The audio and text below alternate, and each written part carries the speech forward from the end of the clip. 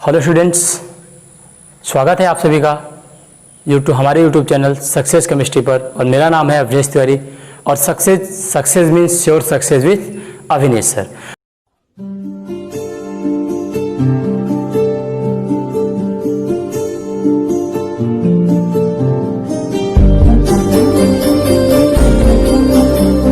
Last time पे हम लोगों ने मॉलिक्यूलर ऑर्बिटल थ्योरी को डिस्कस किया था। मॉलिक्यूलर ऑर्बिटल थ्योरी के सारे लेक्चर को हमने यहाँ पे कंप्लीट कर लिया और ऑलमोस्ट सारे लेक्चर को बोर्ड, नीट और एडवांस लेवल पर हमने कवर कर लिया है।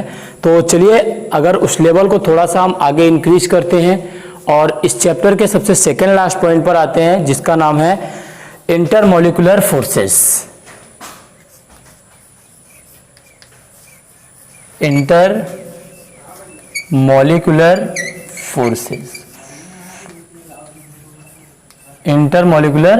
फोर्सेस। आइए बात करते हैं क्या होता है इंटरमॉलिक्यूलर फोर्सेस। देखिए इंटरमॉलिक्यूलर फोर्सेस, जैसे ये सबसे पहले आप इसमें लिखिएगा दीज आर द फोर्सेस, लिखिएगा these are the forces, these are the forces that is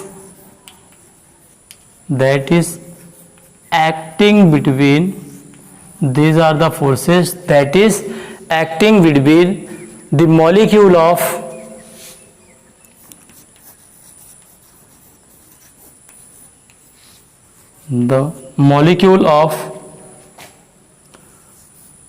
किसके, सॉलिड, आप सब्सटेंस बोल सकते हो, सॉलिड, लिक्विड और गैसेस। ठीक है, मतलब these are the forces that is acting between the molecule of solid, liquid और gases।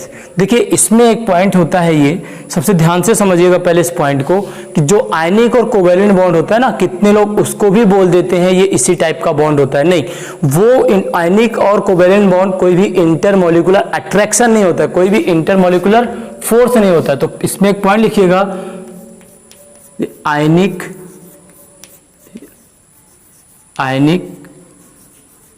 And covalent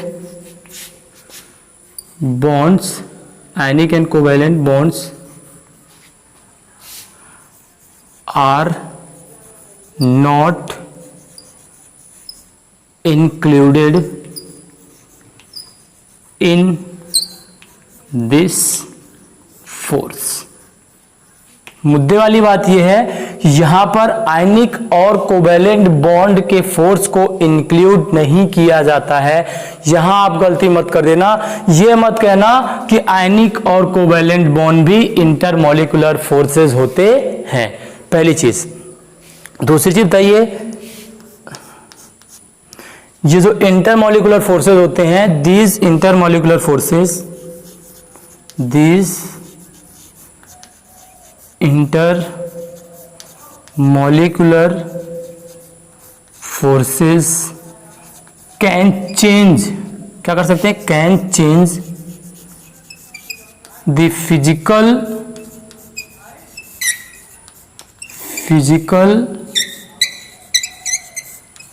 property of the substance। ध्यान से समझिएगा, ये जो आपके इंटरमॉलिक्यूलर फोर्सेस होते हैं, ये फिजिकल प्रॉपर्टी और केमिकल प्रॉपर्टी दोनों को चेंज कर सकते हैं किसी भी सब्सटेंस के। चलो केमिकल प्रॉपर्टी तो एक्चुअली अट्रैक्शन आएगा तो चेंज ही होगा, but they also can change the physical properties of the substance. और हम ऐसा बोल सकते हैं, एक टर्म आप याद रखना, melting point and boiling point. ठीक है, मेल्टिंग पॉइंट और बॉइलिंग पॉइंट जो होता है, ये डायरेक्टली प्रोपोर्शनल होता है इंटरमॉलिक्यूलर फोर्सेस, IMF। अपने मुद्दे की बात यह है, देखिए सबसे पहले आप ये जानिएगा कि ये दो मॉलिक्यूल के बीच में काम करता है। अच्छा, आइए बात करते हैं आयनिक और कोवेलेंट बॉन्ड को इंटरमॉलिक्यूलर फोर्सेस में क्यों नहीं रखा गया। देखिए आयनिक और कोवेलेंट बॉन्ड किसी मॉलिक्यूल के अंदर एटम को क्या करते हैं, अरेंज करते हैं। जैसे NaCl है, NaCl का मॉलिक्यूल है तो आयनिक और कोवेलेंट बॉन्ड उसके अंदर बने हुए हैं जो NaCl को जोड़ के रखे हैं। लेकिन अगर वही हम NaCl के मॉलिक्यूल की बात करें जो आपस में कंबाइन होते हैं, बाहर से जुड़ते हैं, तो जो ये बाहर से जुड़ते हैं ना, जो बाहर से जुड़ते हैं, इसी फोर्स को बोलते हैं इंटरमॉलिक्यूलर फोर्सेस। ठीक है, और इसमें क्या होता है कि कभी कभी आपको लगता है सारे के सारे फोर्सेस जो है वो इसमें आते हैं, नहीं, इसमें सारे फोर्सेस नहीं आते, इसमें 3 फोर्सेस आते हैं। आइए एक एक टाइप ऑफ इंटरमॉलिक्यूलर फोर्सेस का हम डिस्कशन करते हैं, एक एक टाइप ऑफ इंटरमॉलिक्यूलर फोर्स का हम डिस्कशन करेंगे और इस पर बात करेंगे। सबसे पहला है अपना टाइप ऑफ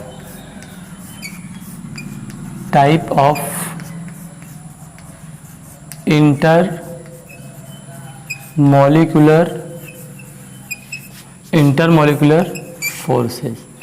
आपको इंटरमॉलिक्यूलर फोर्सेस के टाइप के विषय में बताना है, कौन कौन से टाइप को ये फॉलो करता है। आयन डाइपोल इंटरेक्शन, देखिए आयन का मतलब होगा यहाँ पे आपके पास क्या होगा, आयन होगा, और डाइपोल मतलब जिसके पास क्या होगी, पोलराइजेबिलिटी होगी। पोलराइजेबिलिटी का मतलब समझिए जो मॉलिक्यूल क्या होगा, पोलर होगा। सब बोल सकते हो, यहां लिख सकते हो, आप चाहो तो लिख सकते हो, दिस टाइप ऑफ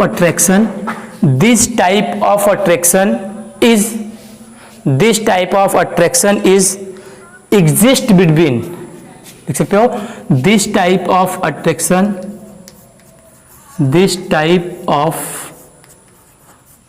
अट्रैक्शन, ठीक है, अट्रैक्शन एग्जिस्ट बिटवीन किसके बीच, आयन एंड पोलर। भाई एक बात बताओ, मैंने क्या कहा है, मैं आपको याद करा दूंगा। कैसे याद कराऊंगा, देखिए आयन जो होता है वो तो आयन होता है, डाइपोल कहाँ आता है, जिसके पास पोलर नेचर होता है। ये मान लो जैसे हम बात करते हैं सिंपल सा NaCl की, किसकी बात करते हैं, NaCl की, तो जो हमारा Na मॉलिक्यूल होता है, लेट मी सपोज दैट ये हमारा Na मॉलिक्यूल है, इसके ऊपर क्या है, पॉजिटिव चार्ज। Na मॉलिक्यूल पर क्या है, पॉजिटिव चार्ज। जब ये वाटर में डिसॉल्व होगा, ये ऑक्सीजन और ये H कंबाइन हो गए, इसके साथ क्या करेगा, ऑक्सीजन जुड़ जाएगा। ऐसे ही वाटर मॉलिक्यूल क्या करेगा, इसको चारों तरफ से जोड़ लेगा अपने आप से।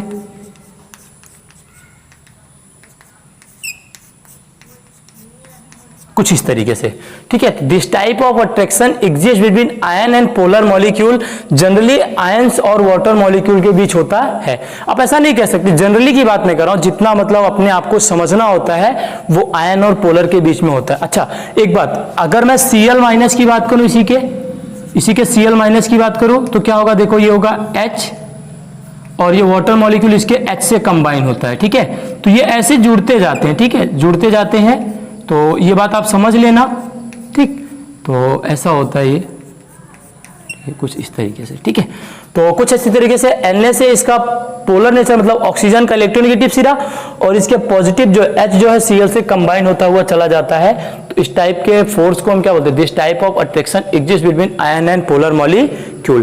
तो आप एक बार इसे नोट कर लो, फिर फर्दर इसमें हमको कुछ बताना है आयन डाइपोल इंटरेक्शन में, वो हम आपको बताते हैं। इसको बोल सकते हैं due to attraction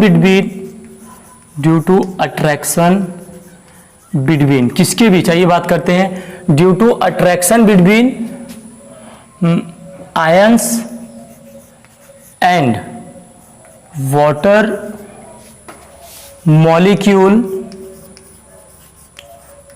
the energy is released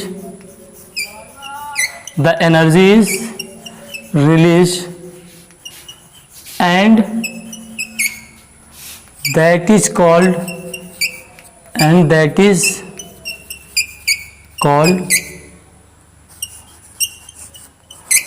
hydration,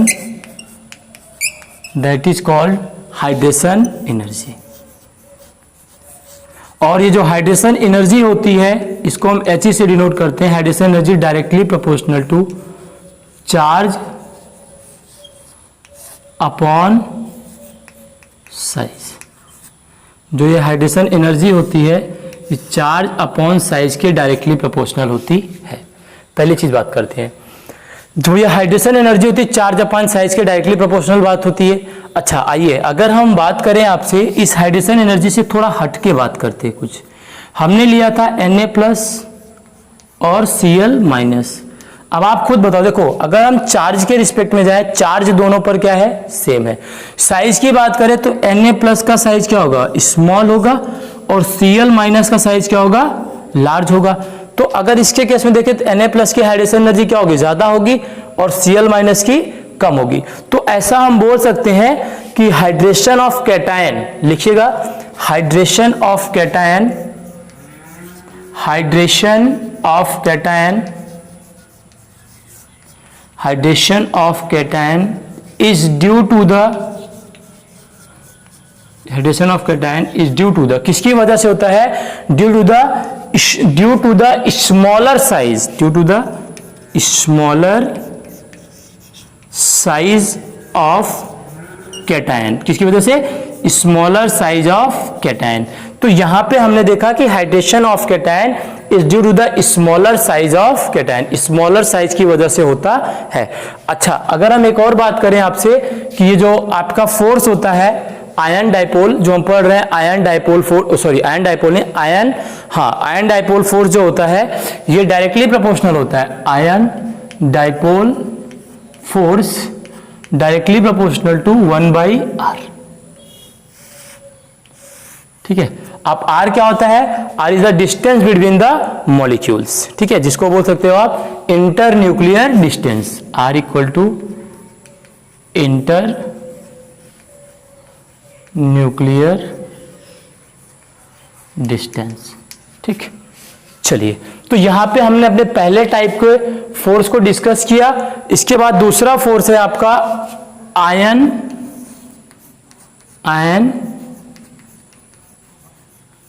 induced and induced dipole interaction.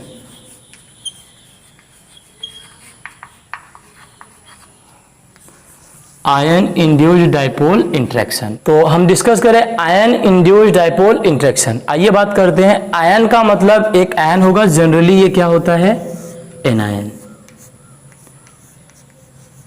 अच्छा, आइए बात करते हैं सर इंड्यूस्ड डाइपोल का मतलब क्या होगा। इंड्यूस मतलब किसी के प्रभाव से पोलर नेचर डेवलप हो, मतलब यहां पर जो मॉलिक्यूल होगा वो कैसा होगा, नॉन पोलर,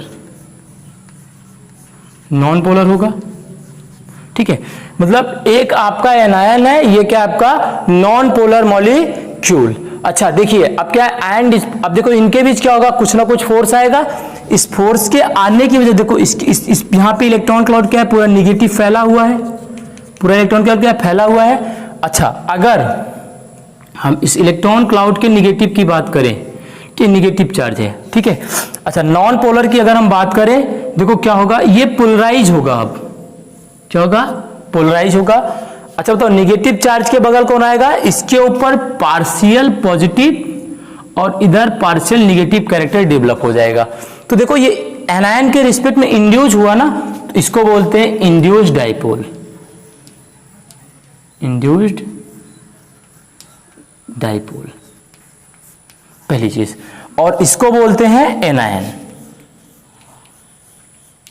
ठीक है। तो इसको बोलते हैं आयन इंड्यूस्ड डाइपोल फोर्स, ठीक है। क्या बोलते हैं, आयन इंड्यूस्ड डाइपोल इंट्रैक्शन। जैसे अगर देखिए, एक बात हम करते हैं आपसे, पहले नोट कर लीजिए, आप ये नोट कर लो। और देखो बात करते हैं कि आप ध्यान देना, एक मैं बात दिखाने वाला हूं, वो ये है कि आयन डाइपोल, ध्यान देना इस चीज को, ion dipole and ion induced dipole, ion dipole and induced dipole, ion dipole and ion induced dipole are not a van der Waals forces. ध्यान देना इस बात को, बहुत जगह सिली मिस्टेक होती है लोगों से और ये गलतियां वो करते हैं। तो आप ध्यान देना, ion dipole and ion induced dipole जो होता है ये आपका वॉन्डर वॉल फोर्स नहीं होता है। और तो और जो आयन, नोट कर लो आप इतना, फिर उसके बाद बात करें। चलिए आइए हम डिस्कस करते हैं आयन इंड्यूस्ड डाइपोल जो होता है। अगर हम बात करें ion induced dipole force inversely proportional to r⁴, याद रखना इस टर्म को, r⁴ के क्या होता है, इनवर्सली प्रोपोर्शनल होता है, पहली चीज। दूसरी चीज आप यहां पे बोल सकते हो कि जो नॉन पोलर होता है, this molecule will be polarised by anions and there should be a partial positive and partial negative character will be developed and that will work as an induced dipole। तो ये एक induced dipole की तरह work करेगा, इसको बोलते हैं anion non polar या फिर anion induced dipole, ion induced dipole force of attraction. तो ये यहाँ पे पहला फोर्स था, ठीक है। यहाँ पे हमने 2 फोर्स तक की बात की। अगर आपको कोई भी डाउट है तो आप मुझे कमेंट बॉक्स में जरूर बताइए, उस प्रॉब्लम को पूरी तरीके से रिजॉल्व किया जाएगा। और अगर आप चैनल पे नए हो तो बताने की जरूरत नहीं है, पीछे का लेक्चर आप कमेंट बॉक्स में आप जाकर के डिस्क्रिप्शन बॉक्स में देख सकते हो। इसके बाद हम बात करते हैं, अच्छा 1 मिनट और, ये जो आयन डाइपोल आयन इंटरेक्शन होता है, इसको एक और फोर्स कहते हैं, इसको बोलते हैं ion dipole, ion induced dipole को डी फोर्स बोलते हैं। क्या बोलते हैं, D force, that is called D force. आइए हम अपने थर्ड फोर्स की तरफ बढ़ते हैं, जिसको बोलते हैं dipole dipole dipole interaction, dipole dipole interaction बहुत ही इंपॉर्टेंट टर्म है, so don't miss it and try to understand in a better position. देखिए डाइपोल डाइपोल का मतलब क्या होगा, डाइपोल का मतलब होता है पोलर। देखिए मैं एक एक टर्म को तोड़ रहा हूं, इस डाइपोल का मतलब होगा कोई पोलर मॉलिक्यूल, मतलब ऐसा आप डिफिनेशन लिखिए कि दिस टाइप ऑफ फोर्स या अट्रैक्शन बोल दो आप, this type of interaction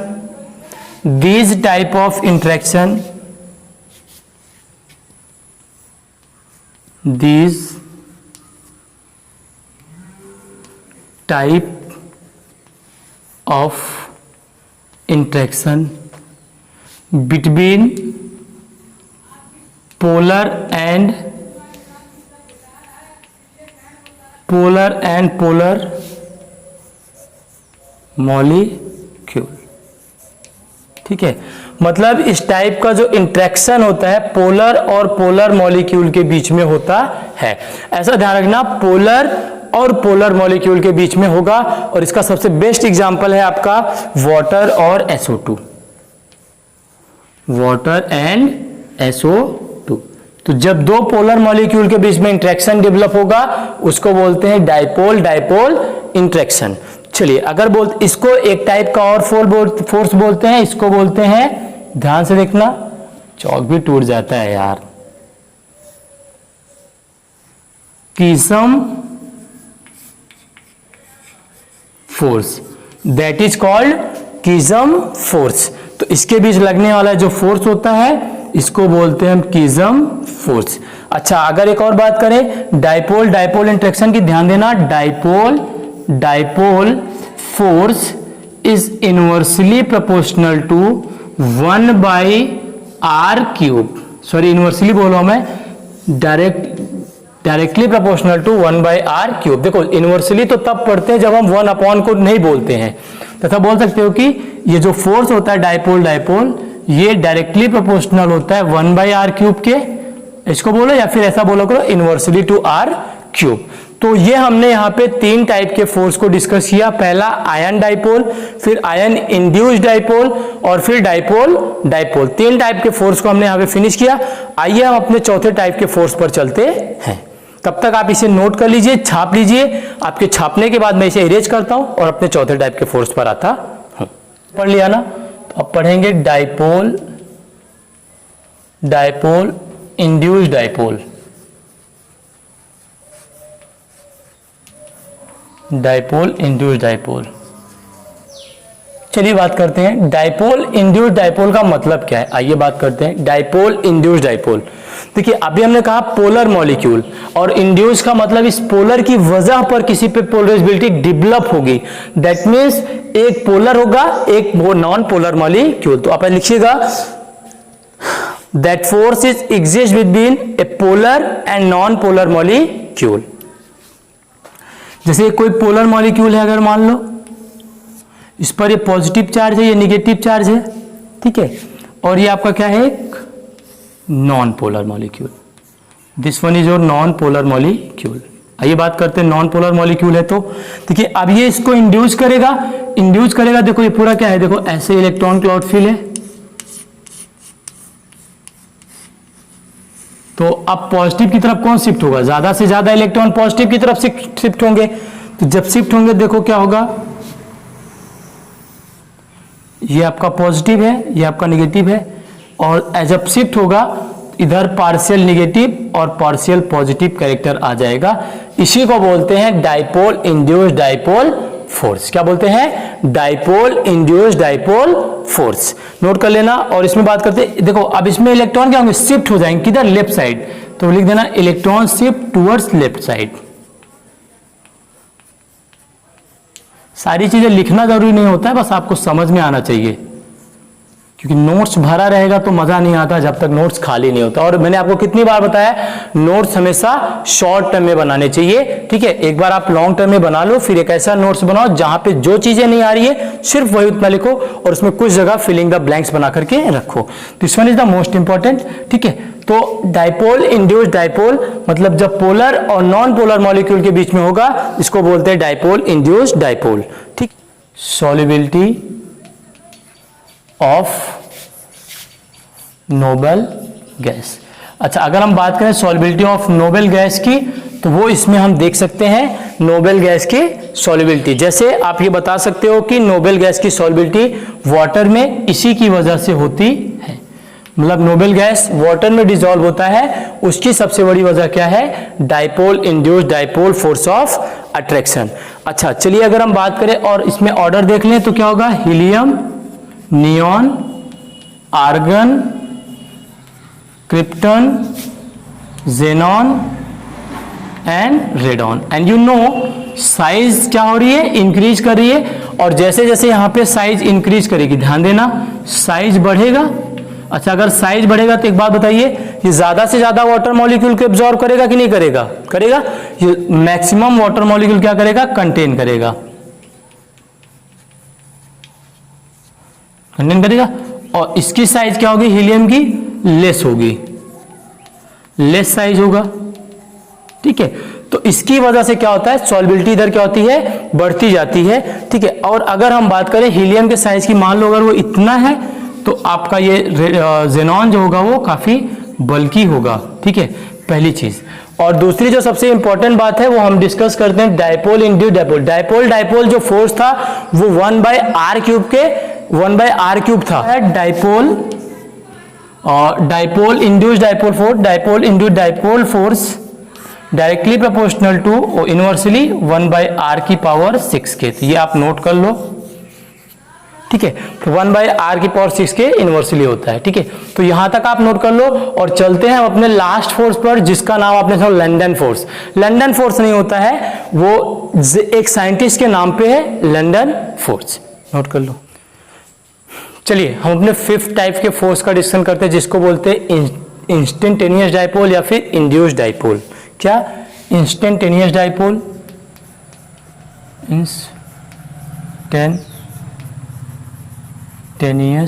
instantaneous dipole and induced dipole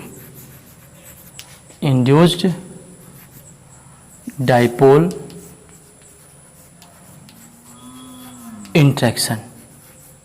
अच्छा, अगर इसकी बात करें instantaneous dipole and induced dipole की, देखिए मैं आपको इसमें सिंपल सी बात करता हूं। इंस्टेंटेनियस और इंड्यूस्ड मतलब एक ऐसा डाइपोल नेचर जो किसी वजह से डेवलप हुआ होगा और उसकी वजह से किसी और पर डेवलप हुआ होगा, मतलब शायद दोनों का पोलर नेचर कैसा होगा, नॉन पोलर। लिख लेना, this type of interaction exist between two non polar molecule. अगर हमारे दो ये नॉन पोलर मॉलिक्यूल है, मान लो ये हाइड्रोजन है, ये भी हाइड्रोजन है, दोनों और आपको पता है, ठीक है, अगर ये हाइड्रोजन है, इनके बीच कोई फोर्स नहीं है तो गैस होना चाहिए। लेकिन हम जानते हैं लिक्विड हाइड्रोजन क्या होती है, जी हाँ, हमको ये पता है कि लिक्विड हाइड्रोजन क्या होती है, वो लिक्विड होती है। क्या वजह है लिक्विड हाइड्रोजन जो है लिक्विड है, आखिर गैस क्यों नहीं है? गैस होना चाहिए ना, क्योंकि यहाँ पे तो दोनों नॉन पोलर है। चलिए देखिए समझते हैं यहाँ पे कैसे फोर्स आता है। लेट मी सपोज यहाँ पे क्या होता है, इलेक्ट्रॉन क्लाउड होता है, सपोज नहीं रियलिटी। यहाँ पे क्या होता है, इलेक्ट्रॉन क्लाउड होता है। यहां पर भी क्या होता है, इलेक्ट्रॉन क्लाउड होता है। ठीक है, इलेक्ट्रॉन क्लाउड होता है। चलिए एक बात करते हैं, अगर दोनों में इलेक्ट्रॉन क्लाउड है, ये नॉन पोलर है, ठीक है, और ये भी नॉन पोलर है, दोनों नॉन पोलर मॉलिक्यूल हैं। ठीक है, ये भी नॉन पोलर है और ये भी नॉन पोलर है, दोनों नॉन पोलर मॉलिक्यूल है। अब देखिए क्या होगा कि मोमेंटली मान लो किसी तरीके से, मोमेंटली किसी तरीके से इलेक्ट्रॉन का ट्रांसफर हो जाए, मतलब इसी में इलेक्ट्रॉन का क्या मूव कर जाए, तो कुछ इलेक्ट्रॉन यहां पर कम जगह में आ जाए और कुछ जो है हैवी मान लो यहाँ पे चले जाए। ये थोड़ा मैंने ज्यादा बना दिया, थोड़े कम रहेंगे, ठीक है, ज्यादा नहीं बनाना है, ठीक है। तो ये कुछ इधर चले जाते, इसको बोलते हैं मोमेंटली ट्रांसफर ऑफ इलेक्ट्रॉन। क्या बोलते हैं, मोमेंटली ट्रांसफर ऑफ इलेक्ट्रॉन। ये चीज हो गई। अच्छा दूसरी, अगर मान लो ये आपका है, ये कुछ ऐसा हो, ठीक, अब ये देखो यहाँ पे थोड़ा सा कम ट्रांसफर हुआ है ना, तो ये पूरा का पूरा इस पे इलेक्ट्रॉन क्लाउड इधर ज्यादा आएगा और इधर थोड़ा कम आएगा।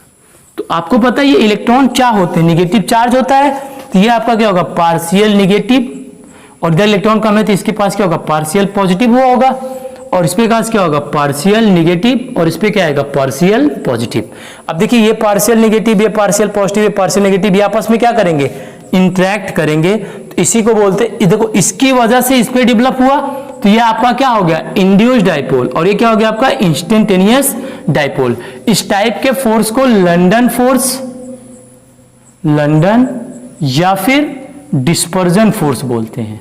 क्या बोलते हैं, dispersion force.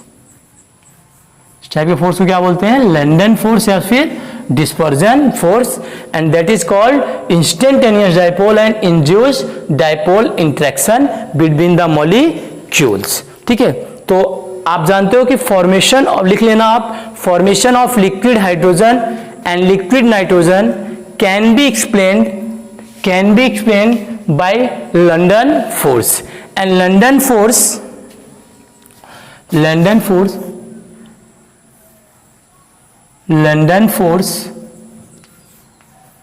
force is inversely proportional to 1 by r की power 6। London force is inversely proportional to 1 by r to the power 6। तो यहां पे हमने 5 टाइप के फोर्स को कंप्लीट किया। इस पर रिलेटेड हम कुछ बातें और करते हैं। आइए चलिए हम यहां पर डिस्कस करते हैं कुछ, जितने फोर्स हमने डिस्कस किए उनके बारे में हम डिस्कस करते हैं, कौन फोर्स ज्यादा स्ट्रांग होगा और कौन ज्यादा स्ट्रांग नहीं होगा। आइए उसकी बात कर लेते हैं छोटा सा। सबसे पहले तो आपको पता है कौन होगा, आयनिक बॉन्ड, इसमें नो डाउट, इसको तो रखना ही है। अच्छा सबसे पहले एक बार आप सारे फोर्स को लिख लो, ठीक है। हमने डिस्कस किया था कौन सा, आयन डाइपोल, इसके बाद हमने क्या किया था, आयन इंड्यूस्ड डाइपोल,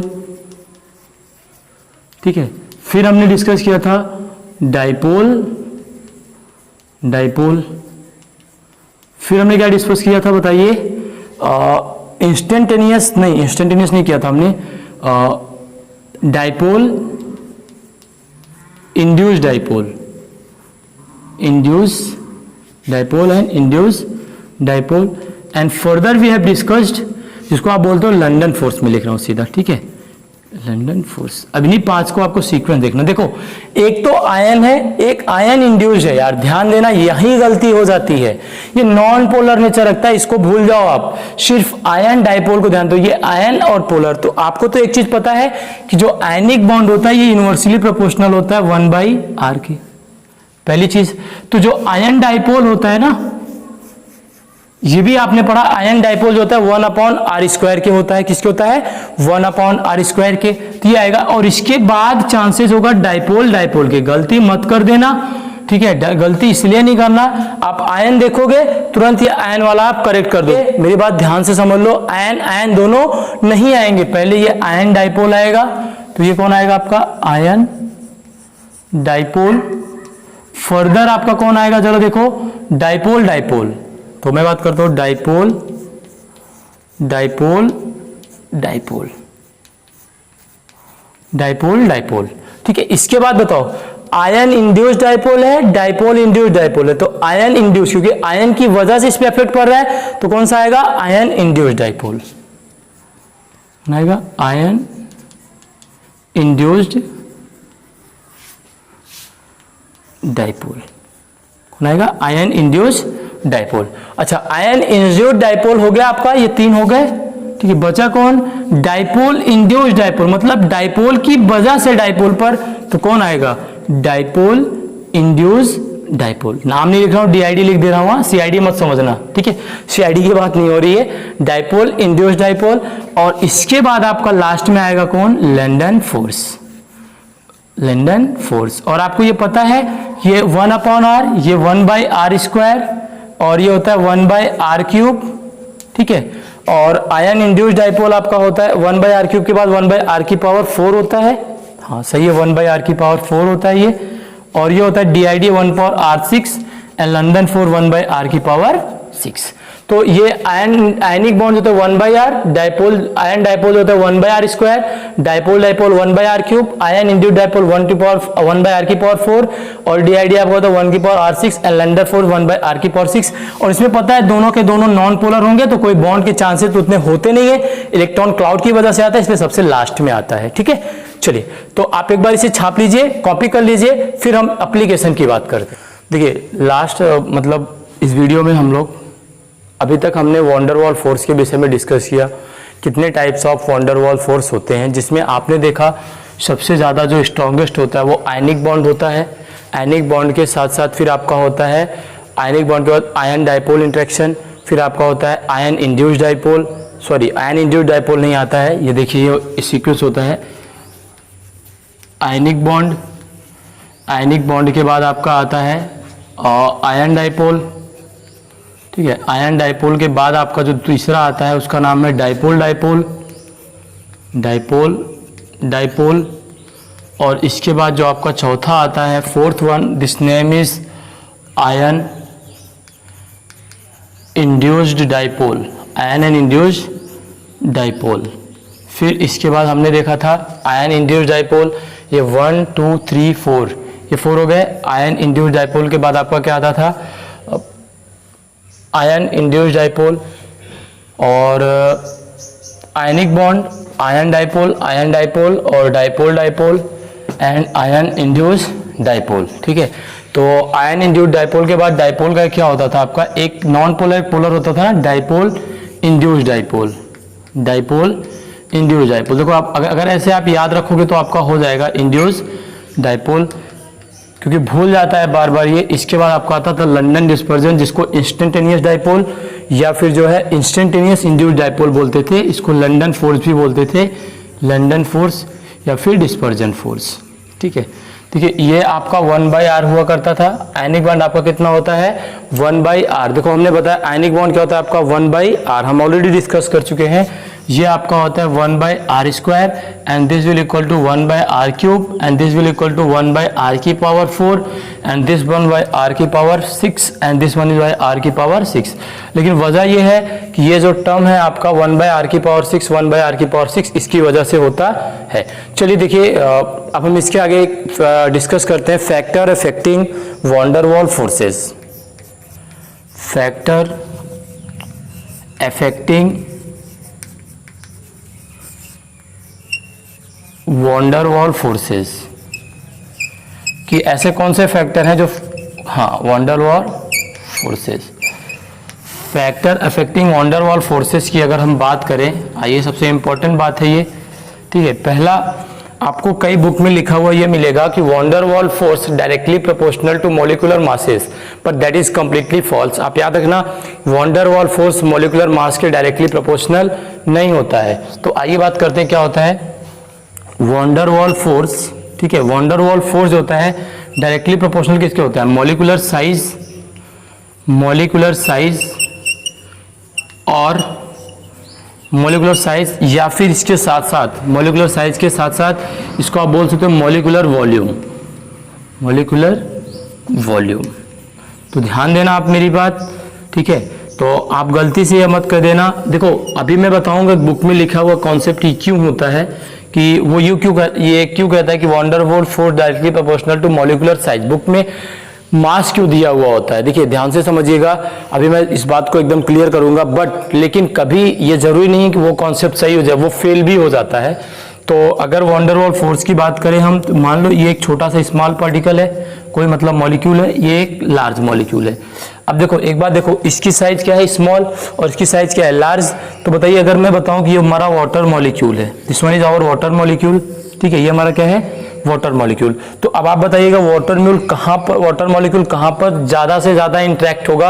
मतलब इसकी साइज लार्ज है तो ज्यादा से ज्यादा वाटर मॉलिक्यूल आएंगे इन कंपेरिजन टू दिस। तो इसका मतलब बोल सकते हो कि ये जब वाटर मॉलिक्यूल आएगा दैट मीन्स इसकी पोलराइजेबिलिटी क्या होगी, ज्यादा होगी। ध्यान से समझना बात को, नहीं तो बहुत बड़ा लोचा हो जाएगा। पोलराइजेबिलिटी लार्ज होगी मतलब इसका साइज लार्ज होगा। अच्छा बताओ, जब मॉलिक्यूल ज्यादा से ज्यादा पोलराइज होगा, जब मॉलिक्यूल ज्यादा से ज्यादा पोलराइज होगा तो वंडर वॉल फोर्स क्या होगा, ज्यादा होगा। इसका मतलब वंडर वॉल फोर्स इसमें ज्यादा होगा, क्योंकि पोलराइज होना है तो वंडर वॉल फोर्स है। आप देखिए इतनी देर से। और आप एक बात ध्यान देना, आयनिक बॉन्ड और कोवैलेंट बॉन्ड ये कभी भी आपके जो है फोर्स नहीं, मतलब ये आपके वंडर वॉल फोर्स नहीं होते हैं, मतलब इंटरमॉलिक्यूलर इंटरेक्शन नहीं होते हैं, ये किसी मॉलिक्यूल के अंदर लगते हैं। ध्यान देना, आयनिक बॉन्ड और कोवैलेंट किसी मॉलिक्यूल के अंदर लगते हैं मॉलिक्यूल को कनेक्ट करने में, ठीक है। आइए इसमें एक अगला अपना इंपॉर्टेंट टॉपिक डिस्कस करते हैं। This one name is effective. कुछ एग्जांपल डिस्कस कर लेते हैं हम। जैसे मान लो हम बात करते हैं, F2 लेना पड़ेगा, F2 Cl2 Br2 and I2। अगर इसमें हम बात करें, देखिएगा इस एग्जांपल में F2 Cl2 Br2 and I2। अब क्या होगा, आपको पता है I2 का साइज ज्यादा होता है तो इसकी पोलराइजेबिलिटी ज्यादा होगी। तो पहली बात ये, और दूसरी बात ये, अगर मैं आपसे कहूं कि इसका सबसे अच्छा एप्लीकेशन क्या है, वो है आप इनर्ट गैस के लिए भी जा सकते हैं। एग्जाम्पल जैसे helium, neon, argon, krypton, xenon. तो आपको पता है किसका ज्यादा होगा, सबसे ज्यादा किसका होगा, जेनॉन का होगा, फिर क्रिप्टन का होगा, फिर Ar का, फिर Ne, फिर He, साइज की वजह से, ठीक है। तो इसका साइज ऐसे भी लार्ज होगा तो ज्यादा से ज्यादा वाटर मॉलिक्यूल को क्या करेगा, अट्रैक्ट करेगा। देखा, ऐसे क्वेश्चंस को करने के लिए आपको कॉन्सेप्ट और नॉलेज बहुत स्ट्रांग होना चाहिए। अब देखिए बुक में ये क्यों दिया होता है कि मॉलिक्यूलर मास के डायरेक्टली प्रोपोर्शनल होगा। देखो जैसे जैसे साइज बढ़ेगा, वैसे वैसे मॉलिक्यूलर मास क्या होता है, बढ़ता है। अच्छा, अगर साइज बढ़ेगा तो मॉलिक्यूलर, ऑब्वियस सी बात है, पर हाँ ये हर जगह जरूरी नहीं है। तो इसलिए लॉजिक क्या है कि van der Waals force directly proportional to molecular size, आपको इस बात को ध्यान में रखना है। अच्छा, इसके बाद अगर हम देखें CH4, CCl4, CBr4 and CI4, तो कौन सा सही होगा, ये ऑप्शन करेक्ट होगा, ठीक, ये ऑप्शन आपका करेक्ट। अगला इसका कॉन्सेप्ट है व्हेन मॉलिक्यूलर मास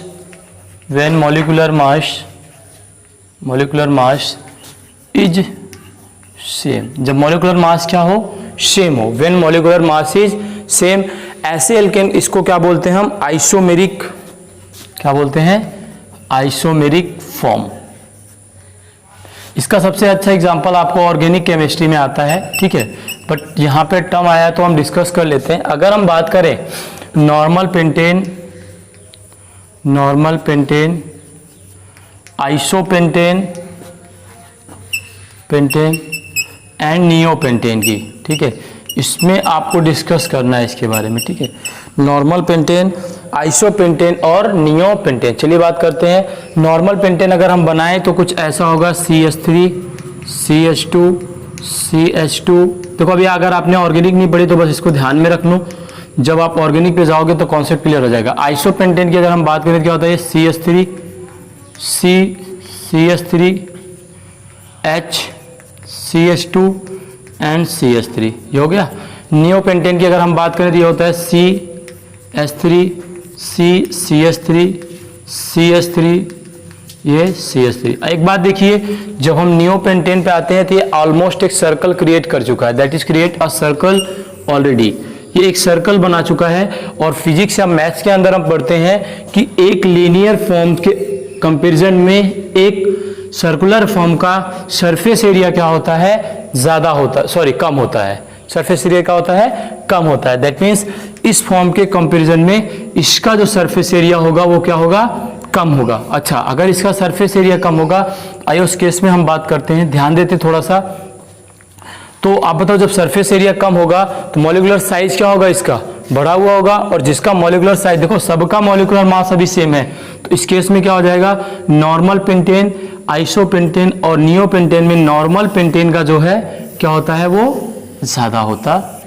ठीक, तो इसमें हम बात करते हैं आपका क्या होगा, नॉर्मल पेंटेन, आइसोपेंटेन और नियोपेंटेन में। ठीक है, चलिए आप फर्दर आगे हम डिस्कस करते हैं एक और इंपॉर्टेंट टॉपिक, इसी में एक और इंपॉर्टेंट क्वेश्चन डिस्कस करते हैं, वो है CH4 एंड CO2।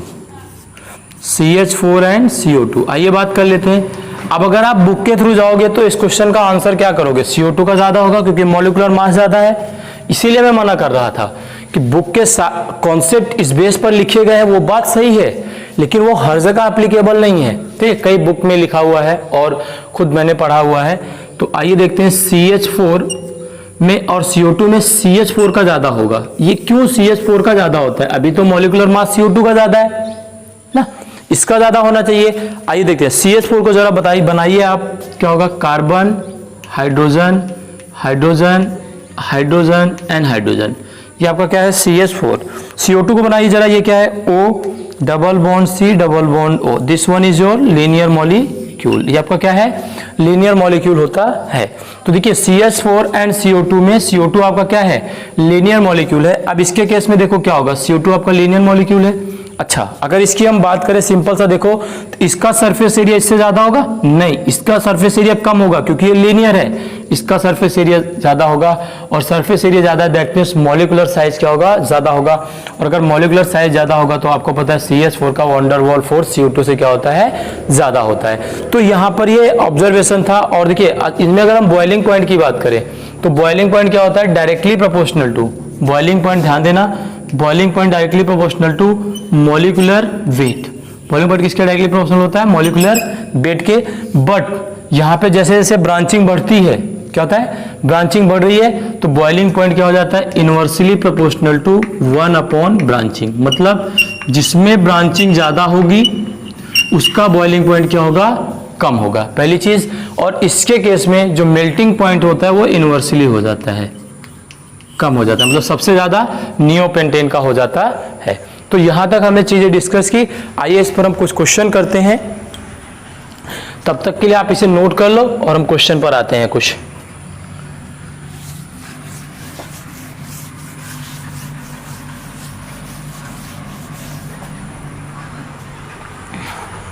देखिए आपको लिखना है कंपेयर द इंटरमॉलिक्यूलर फोर्सेस, ये आपको कंपेयर करना है, ये आपका क्वेश्चन है। आइए एक एक क्वेश्चन हम डिस्कस करते हैं, कौन सा है। सबसे पहला है आपका NMe3NF3, NMe3NF3। जब क्वेश्चन हम आपको कराएं तो आप वीडियो का एक पॉज ले लिया करो, ठीक है, वीडियो का पॉज ले करके आप वहां पे पहले क्वेश्चन को खुद से ट्राई किया करो, फिर नहीं होता है उसके आगे हम सॉल्यूशन देखते हैं। चलिए NMe3 और NF3 में आपको पता है, चलिए पहले एक बार सारे क्वेश्चंस ले लेते हैं फिर डिस्कस करते हैं। Second one is BMe3 BF3, और सी ऑप्शन है आपका ROR and RSR। C question number D है आपका PF5 PCl5, इन दोनों में बताना है आपको। और फिफ्थ है आपका C double bond C Cl H Cl and C double bond C Cl H and H, इसमें आपको बताना है, ठीक है। आइए